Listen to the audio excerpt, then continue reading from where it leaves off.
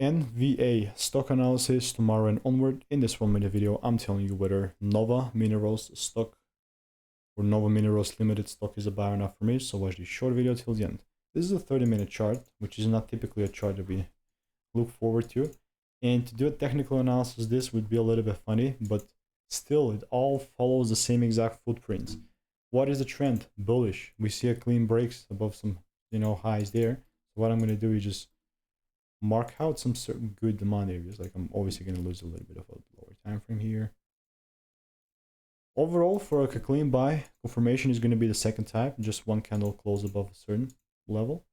And only then that's going to be something that I'll take higher. Now, obviously, it's a waiting game.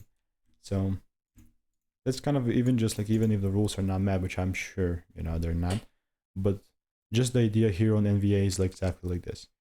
Obviously, just my 2 cents. If you want to learn the strategy that I'm using for free, just check the first link in the description. Our reviews are 5 stars, and we'll see you in the next one.